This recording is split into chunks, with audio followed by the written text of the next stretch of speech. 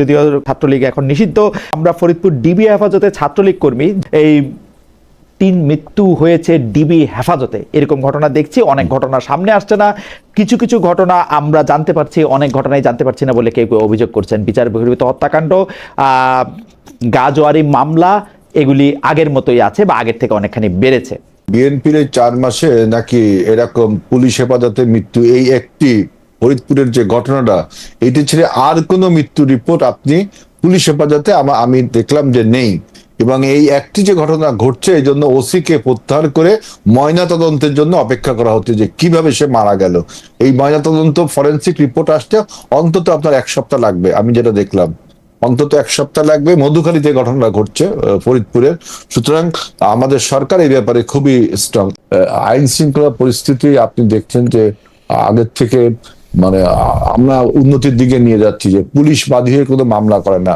ফরিদপুর যে ডিবি অফিসে যে ঘটনা ঘটছে, এই ঘটনায় পুলিশকে অবশ্য আপনার তদন্তের আওতায় আনা হয়েছে এবং সেখানে আমি যতদূর জানি পুলিশকে তদন্তের আওতায় বিচারে আনা হয়েছে যে কি ঘটনা ঘটেছে। এরকম পুলিশ হেফাজতে কোনো আসামির মৃত্যু কোনো রাজনৈতিক কর্মী আমরা কামনা করতে পারি না, কারণ 17 বছর এটার বিরুদ্ধে আমরা আন্দোলন করেছি এবং এরকম কোনো কিছু হচ্ছে এবং পুলিশ বাঁধিয়ে কোনো মামলা করছে, রাজনৈতিক হয়রানি কোনো মামলা হচ্ছে না। হেল ভাই, আপনার চোখ তো কিছু এরা না। এরকম কি হইতেছে যে প্রতিমন্ত্রীর বিরুদ্ধে রিপোর্ট করছে, সাংবাদিক জেলে চলে গেছে? হ্যাঁ, এটা দেখলাম। এখন সেই যেই পুলিশ সাংবাদিককে আপনার জেলে নিয়েছে, তার জন্য মন্ত্রী মহোদয় তার বক্তব্য বলেছে, আমি কোনো পুলিশকে বলিনি, বরঞ্চ আমি উকিল নিয়োগ করেছি যাতে সাংবাদিকটা ছাড়া পায়। আমি উকিলও নিয়োগ করেছি। এখন ওই মন্ত্রী সাহেবই আবার উকিল নিয়োগ করছেন? তাহলে কি? হ্যাঁ, উকিল নিয়োগ করছে, আপনি দেখেন উকিল নিয়োগ করে ছাড়া পায়। হেলাল ভাই, পরে পুলিশ অ্যারেস্ট করে, আমার কথা শেষ, আপনি তো কথা শেষ করতে দিচ্ছেন। এখন যেই পুলিশ অ্যারেস্ট করেছে, সেই পুলিশকে অবশ্যই আপনার আইন আওতায় আনা উচিত, অবশ্যই তার জবাব দিতে থাকা উচিত। কেন আপনি অ্যারেস্ট করবেন? আমি তো সেটাই বলছি। আমি বলছি মন্ত্রী মহোদয় তিনি আবার জানে এরকম প্রশ্ন উঠবে, একজন পলিটিশিয়ানের এই ফোরকাস্টিং পাওয়ারটা থাকে। তিনি তখন অবশ্যই তখন দেখছে যে এই লোকটাকে গ্রেফতার করেছে, এরকম আমাদের প্রচুর মন্ত্রীরা করেছে, প্রচুর এমপিরা করেছে। ওঝা হয়ে ঝাড়া না তো পুলিশ এখন যদি গ্রেফতার করে, ভাই সেই পুলিশকে তো আইনে আওতায়, পুলিশকে বলতে হবে যে মন্ত্রী মহোদয়। পুলিশের কাজ একটু কমে গেছে মনে হয়, পুলিশ হচ্ছে মন্ত্রীদেরকে অভিযোগ করতেছে, তারে গ্রেফতার করতেছে, একটু কমছে মনে হয় কাজ। না, এরকম কোন মন্ত্রী কখনো পুলিশকে, তাহলে তো পুলিশের বিরুদ্ধে ব্যবস্থা নেওয়ার জন্য এই যে দুটো ঘটনা বললেন ফরিদপুর এবং এই যে আমাদের মন্ত্রী মহোদয়, এই দুটো ঘটনার বিরুদ্ধে পুলিশের বিরুদ্ধে তো তদন্ত নিয়ে ব্যবস্থা নেওয়া হচ্ছে। তো আসলে কেন গ্রেফতার করলো, ব্যবস্থা নেওয়া হচ্ছে। তো সুতরাং আপনি এটা বলতে পারেন না। তার মানে আওয়ামী লীগের আমলে যে সমস্ত কারণে আমরা আন্দোলনটা করলাম, সেই কারণগুলো আবার যদি ফিরে আসে, সেই ব্যবস্থা আমরা করবো কেন? অবশ্যই আমরা এই জন্য আপনি যত মানে স্পষ্ট বলেছেন, আমরা অবশ্যই আশা করবো যে সরকারও তার দৃঢ় পদক্ষেপে এগুলি জিনিসকে কখনোই আসলে ওয়েলকাম করবে না। আমি দর্শকদের জানতে চেয়েছিলাম যে কার্যক্রম নিষিদ্ধ থাকা আওয়ামী লীগ দল হিসেবে নিষিদ্ধ হবে কিনা সেটা আদালতে নির্ধারিত হবে মন্তব্য করেছেন প্রধানমন্ত্রীর তথ্য উপদেষ্টা ডক্টর জাহিদুর রহমান। প্রিয় দর্শক, এই অবস্থান সমর্থন করেন কিনা? 54% দর্শক এই অবস্থাকে সমর্থন করেছেন, 46% সমর্থন করেন নাই, 8.7 ভোট দিয়েছেন। চাঁদাবাজির অভিযোগে সম্প্রতি একজন এমপি সাহেবের পুত্রকে পুলিশ আটক করেছিল, সেইটা আবার প্রশ্ন করা হয়েছিল, যুবদল তাকে বহিষ্কারও করছিল, কিন্তু সামান্য মুসলেকা দিয়ে তাকে ছেড়েও দেওয়া হলো। এইটা কি উনি একটু বিশেষ লোক বইলা নাকি? এইটার ব্যাপারে কি আপনার কোনো অবজারভেশন আছে? না, আপনি তো আইন পেশা জানেন, পুলিশের মুসলেকা নেওয়ার অধিকার আছে কি নেই? আছে না? মুসলেকা নিয়ে ছেড়ে দেওয়ার অধিকারও তো আছে কি নেই? এই মুসলেকা আসলে আইন পেশায় এইটার কোনো অস্তিত্ব আছে কিনা, এটা ব্যারিস্টার মনির বলতে পারবে যে এটার মানে আমি এটা মুসলেকা দিলাম পুলিশে, আমি ভালো হইয়া চলিব আর খারাপ কাজ করিব না, পরবর্তীতে কি আমি জানি না ঠিক। পুলিশের তো এই নিয়মটা আছে কি আমি জানি না, কি আইনের নিয়মটি জানি না। আমি চাঁদা চাইতে গেছি, এটা একটা ফৌজদারি অপরাধ, পুলিশ আমার কাছে একটা ভালো কথা ট্রান্সলেশন শিখায় আমাকে ছেড়ে দিবে? হ্যাঁ, এখন পুলিশ যা মনে করেছে তাকে মুসলেকা নেওয়া দরকার, মুস্তেকারা কি ভবিষ্যতে আর চাঁদাবাজি করবো না এরকম কোন মুস্তেকা কি, না সে মুস্তেকা পেপারটা যদি দেখতাম যে আসলে কি বলে ছেড়ে দিল। আমার মুস্তেকা দেওয়ার বিধান আছে, এখন কি লিখেছে মুস্তেকায় তাহলে খুব ভালো হতো।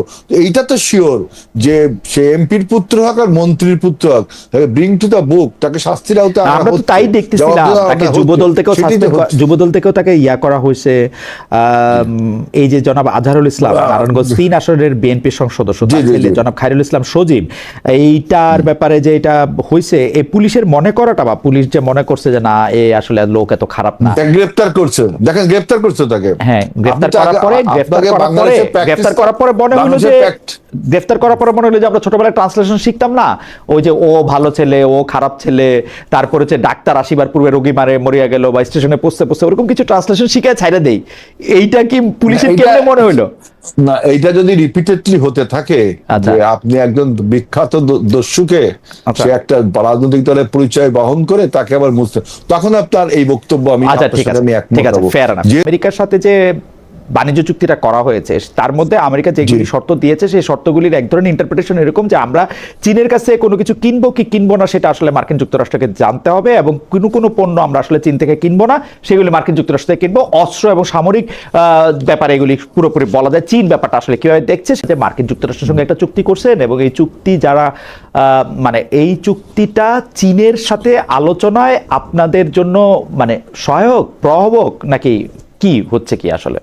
মে মাসে যে ট্রাম্পের সফরটা হলো চীনে, চীন এবং ইউএস এর যে মধ্যে যে সমঝোতাগুলো যে আলোচনাগুলো হলো, সেটা যদি আপনি চীন ভিত্তিক যে পত্রিকা সাউথ চায়না মর্নিং সানে পড়েন তখন দেখবেন যে চীন এবং ইউএস এর মধ্যে কিন্তু সম্পর্কের যে উত্তেজনা ছিল সেটা কিন্তু অনেকটা প্রশমিত হয়েছে। না, আমার মনে হয় যে হেলাল ভাই, আমি আপনার সাথে এখানে বিনয়ের সাথে দ্বিমত পোষণ করি। চীন এবং আমেরিকান সফর, মার্কিন যুক্তরাষ্ট্রের প্রেসিডেন্টের চীন সফরকে বলা হচ্ছে ইতিহাসের সবচেয়ে নিষ্ফলা সফর কোন মার্কিন প্রেসিডেন্টের। উনি শূন্য হাতে ফিরে আসছেন, উনাকে যে উপহারগুলি দেওয়া হয়েছিল সেগুলি পর্যন্ত তিনি প্লেনে তোলেন নাই। বলা হচ্ছে যে এগুলি বিভিন্ন ধরনের জীবাণু কোয়ারেন্টাইন এগুলি কারণে, কিন্তু আসলে এক ধরনের মানে কি বলে এক ধরনের নিষ্ফল ইয়ার জন্যই তিনি এটা প্রতীকীভাবে সেগুলি রেখে এসছেন। সবচেয়ে বড় কথা হলো যে কোন সমঝোতা স্মারক, এবং অনেকেই বলে থাকেন চীনের এই নিষ্ফলা সফরের কারণে তাকে এই ইরানের সাথে এরকম একটা ডিল করতে হয়েছে। আপনার এই অনুমান যদি সঠিক আমি ধরে নেই, তারপরও আমি আরেকটা যুক্তি আমি কোথাও পড়ি নাই ট্রাম্পের সফরকে কোনো ফলবান বলা হয়েছে, কোথাও পড়ি নাই আসলে। এই সাউথ এশিয়ান মনিটর পড়ি নাই নাকি চীনের, না সাউথ চায়না মর্নিং পোস্ট পড়ি নাই, কিন্তু আর যেগুলি পড়ছি আমেরিকার পত্রপত্রিকা যেগুলি পড়ছি সেগুলিতে পড়ি নাই। না, আমি বিভিন্ন আপনি বিভিন্ন ওয়েবনারে আলোচনাগুলো শুনবেন। আমি তো আর মনে করেন চীনের ভিতরে ঢুকিনি বা আমেরিকার ভিতরে ঢুকিনি, আপনি যেমন পড়ছেন আমি ওরকম পড়েছি। এখন আপনার এই অনুমান যদি সঠিক মনে করি আমি, আমার অনুমানটা আপনি যদি ভুল ধরেন, তাহলে এখন আমি বলতে পারি যে পৃথিবীর যে ভর কেন্দ্র, শক্তির যে ভর কেন্দ্র যা আগে ছিল আমেরিকা রাশিয়া, সেটা এখন আমেরিকা চীন হয়েছে, তাই না? রাইট। এটা তো আপনার এই সূত্র তো ঠিক। হ্যাঁ, তার মানে একটা ভর কেন্দ্র এখন এশিয়ায় আসলো।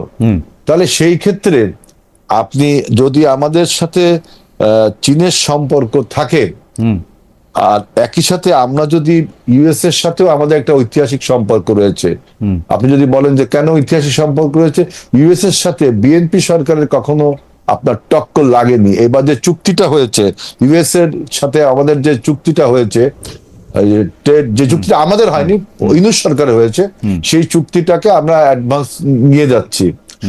আমি এর চেয়ে বেশি কিছু বলতে চাচ্ছি না। আপনাদের এর চেয়ে বেশি কিছু বলারও নাই হেলাল ভাই, কারণ হচ্ছে যে আপনাদের চুক্তিটাই আপনাদের লোকই ওইখানে বসে করছে। আমার বক্তব্যটা শেষ করি। আমাদের লোক না, আপনাদের বক্তব্য শেষ করি। এখন মন্ত্রী ভাই উনি, সেটা যাই হোক, তিনি মন্ত্রী, তিনি ইউনূস সরকারের সময় এটা করা হয়েছে, তিনি করেনি, ইউনূস সরকার করেছে।